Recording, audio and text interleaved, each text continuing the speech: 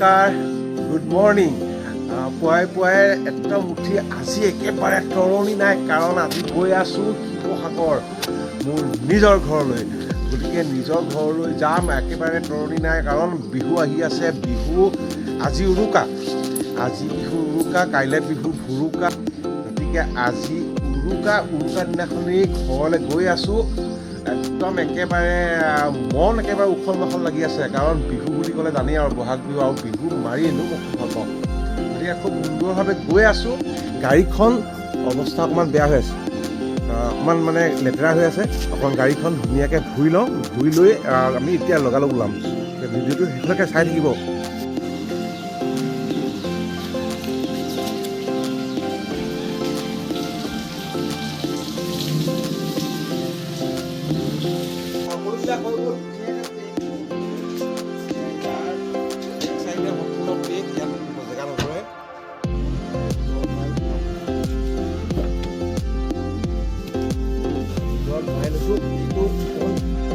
জেগা ধুনীয়াকৈ পেক কৰি ল'লোঁ, গাড়ী সম্পূৰ্ণ ৰেডি। এতিয়া আমি যাবহে লাগে অকল। এইপিনে মৰমৰ শাক পাচলিখিনি এইখিনি ধুনীয়াকৈ আমি এৰি থৈ গ'লোঁ অলপ দিনৰ কাৰণে, আৰু এইখিনি ডাঙৰ হ'ব, আমি আহি খাবলৈ পাই যাম। এই 5-6 দিন ডাঙৰ হৈ যাব।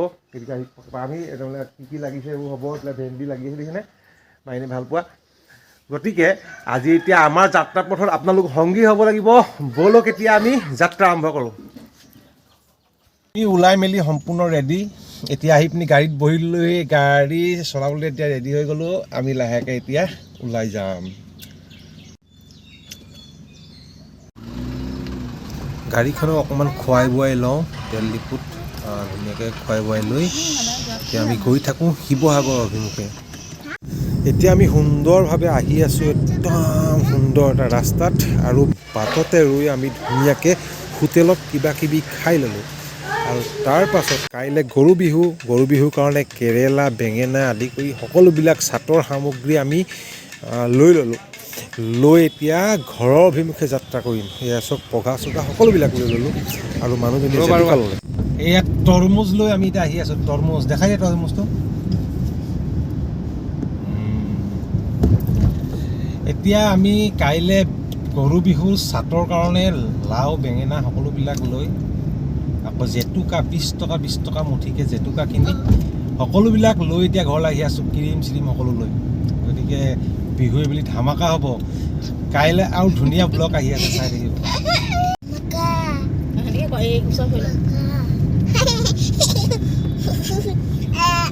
কি হ'ব বিহু কি হ'ব?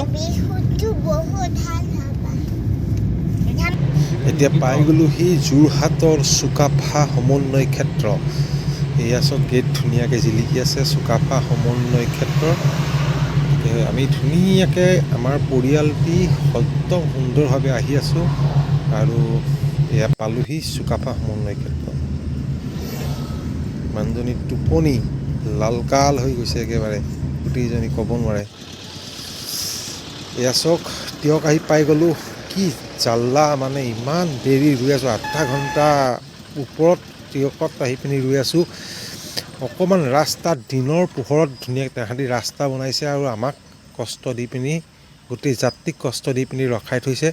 ইমান দূৰৰ পৰা আহিছোঁ ভাগৰে যুগৰে, তথাপিতো এই যাত্ৰাত কষ্ট দি পিনি আমাক ৰাখি থৈছে আধা ঘণ্টাৰ ওপৰত। গতিকে এনেকুৱা কৰিলে আচলতে বেয়া লাগে, যিমান যি হওক এনেকুৱা কৰিলে বেয়া লাগে।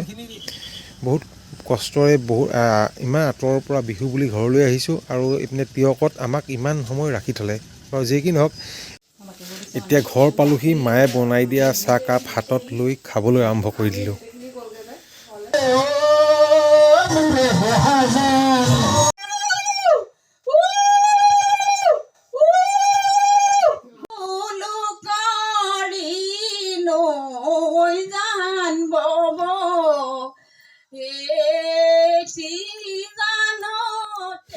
বিহু বুলি আজি বহু গীত গালোঁ, আৰু মোৰ লগৰ এটাৰ মাকেও সুন্দৰভাৱে আপোনালোকক বিয়ানাম গাই শুনালে।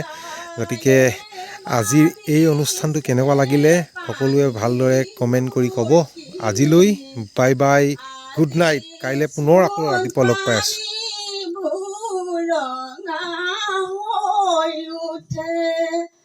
দাদা মনতে অল্প